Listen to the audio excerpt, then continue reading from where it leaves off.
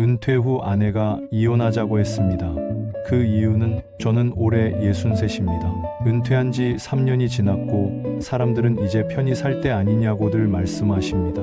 그런데 이상하게도 저는 지금이 제 인생에서 가장 불안하고 외로운 시기 같습니다. 며칠 전엔 아내가 편지 한 장을 내밀었습니다. 딱 한 줄이었습니다. 이혼합시다. 그 순간 손끝이 얼어붙는 기분이었습니다. 무슨 말을 해야 할지 몰랐습니다. 가족을 위해서 앞만 보고 달려왔는데 왜 이런 말을 들었는지 이해가 안 됐습니다. 퇴직하고 나서 하루하루가 참 길었습니다. 회사가 있을 땐 그래도 내가 누군지 느낄 수 있었는데 지금은 내 존재가 가족 안에서도 투명해진 느낌이었습니다. 아내와는 대화가 거의 없었습니다. 하루 종일 같은 집에 있으면서도 식사할 때 말고는 거의 마주치지도 않았습니다. 대화를 꺼내려 해도 아내는 늘 피곤하다고 했습니다. 나는 괜히 더 말을 안 하게 되었습니다. 자식들이라도 기대고 싶었지만 딸은 외국에서 가정을 꾸려 거의 연락이 없었습니다. 아들은 가까이 살지만 바쁘다며 찾아오지 않았습니다. 문자 하나 없는 날이 늘어갈수록 내가 누군가의 아버지라는 사실조차 희미해졌습니다. 그러던 어느 날 갑자기 병원에서 이상 소견이 나왔습니다. 고혈압에 당뇨 수치도 위험하다고 하셨습니다. 한순간에 내가 아프면 아무도 도와줄 사람이 없다는 현실이 무섭게 다가왔습니다. 아내는 병원 갈 때도 말없이 혼자 다녀오라고 했습니다. 돈도 문제였습니다. 퇴직금 일부는 자식들 결혼할 때 다 썼고 남은 돈으로 투자한 것도 망해서 지금은 연금에 조금 보탤 정도밖에 없습니다. 예전엔 돈을 벌어오는 나를 자랑스럽게 여겼던 아내가 요즘은 나를 한숨 쉬며 바라보는 것 같았습니다. 혼자 집에 있다가 도저히 안 되겠어서 오랜 친구한테 연락을 해봤습니다. 그 친구는 60 넘어서 요가를 배우기 시작해서 지금은 강사 자격증까지 땄다고 했습니다. 만나서 밥을 먹는데 얼굴이 그렇게 밝아 보일 수가 없었습니다. 친구가 말했습니다. 너는 평생 남을 위해 살았지만 정작 너 자신을 돌본 적은 없지 않냐고.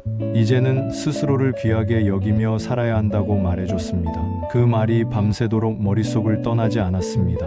그래서 처음으로 내 삶을 돌아보기 시작했습니다. 나는 그동안 가족의 가장으로 살았지만 가족과는 함께 살지 않았다는 걸 그제야 깨달았습니다. 그 다음 날부터 저는 작은 변화들을 시작했습니다. 매일 아침 일찍 일어나 산책을 하고 동네 복지관에서 시니어 남성 요리 교실에 등록했습니다. 한 번도 안 해본 된장찌개를 직접 끓여봤고 그걸 사진 찍어 아내에게 보냈습니다. 아내는 짧게 답을 보냈습니다. 맛있어 보이네. 이게 뭐라고 그렇게 가슴이 뛰던지 그날 이후로 저는 요리하고 청소하고 아내가 좋아했던 영화도 찾아보며 그 사람을 다시 이해하려고 노력했습니다. 그리고 어느 날 다시 편지를 썼습니다. 그동안 당신을 돌보지 못한 시간이 미안하다고 당신이 없는 삶을 상상해봤더니 이제야 진짜 두렵다고 당신의 남편으로 남지 않아도 당신 곁에 한 사람의 친구로라도 있고 싶다고 적었습니다. 며칠 뒤 아내는 말없이 제 옆에 앉아 차를 한 잔 따라주었습니다. 그날 우리는 아주 오랜만에 대화를 나눴습니다. 서로의 마음을 듣고 또 들었습니다. 이제는 함께 요가 수업을 듣고 일주일에 한 번은 동네 작은 카페에서 책을 읽습니다.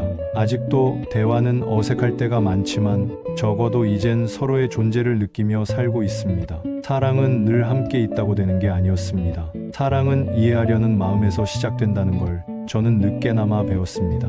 누구도 인생의 끝에서 후회만 안고 살길 바라지 않으셨으면 합니다. 지금이라도 늦지 않았습니다. 내가 나를 아끼고 가족과 다시 마음을 연결한다면 노년의 삶은 생각보다 훨씬 귀하고 따뜻할 수 있습니다. 늙었다고 다 끝난 게 아니고 지금부터라도 귀티나게 살 수 있다고 믿습니다. 그리고 나서 저는 노년에 대해 다시 공부하기 시작했습니다. 몸이 예전 같지 않다고 자꾸 실망만 하고 있었는데 의사 선생님이 그러셨습니다. 지금 몸이 나빠진 게 아니고 이제야 몸이 진짜 목소리를 내기 시작한 거라고 하셨습니다. 젊을 때는 그냥 참고 넘기던 통증들이 이제는 작은 짐으로 신호를 보내는 거라고 하셨습니다. 그 말이 참 와 닿았습니다. 그래서 하루에 30분은 반드시 걸으려고 노력합니다. 옛날엔 걷는 게 뭐 별거라고 생각했는데 이제는 걷는 게 제 인생을 다시 살게 해주는 느낌입니다. 걷다 보면 머리도 맑아지고 우울감도 훨씬 덜해집니다. 그리고 물 많이 마시는 게 그렇게 중요한 줄 몰랐습니다. 예전엔 하루 한 2잔도 안 마셨는데 이제는 물병 들고 다니면서 억지로라도 마시고 있습니다. 그랬더니 피부도 덜 건조하고 속도 편해졌습니다. 무엇보다 놀라운 건 잠입니다. 노년의 건강은 잠이 결정한다고 해도 과언이 아니었습니다. 저는 밤마다 핸드폰을 보다가 뒤척이고 잠을 설쳤는데 요즘은 저녁 10시 반에는 불을 끄고 조용한 음악을 틀어놓습니다. 그러면 자연스럽게 눈이 감기고 아침에 일어났을 때 훨씬 덜 피곤합니다. 또 하나, 예전엔 삼겹살과 막걸리가 최고라고 생각했는데 이제는 야채볶음에 보리차 한 잔이 그렇게 고맙고 맛있습니다. 장 건강이 좋아지니까 몸 전체가 가벼워지는 느낌입니다. 변비 하나 없어졌는데 인생이 달라졌다고 말하면 믿기 어려우시겠지만 진짜입니다. 그리고 정말 중요한 게 하나 더 있습니다. 웃음입니다. 하루에 한 번은 무조건 웃으려고 합니다. 예능 프로그램도 보고 손주들 사진 보면서 소리 내서 웃고 가끔은 거울 보면서 스스로 바보 같다고 웃어도 봅니다. 그랬더니 몸이 웃을 준비가 되어 있는 것처럼 덜 아프고 덜 우울해졌습니다.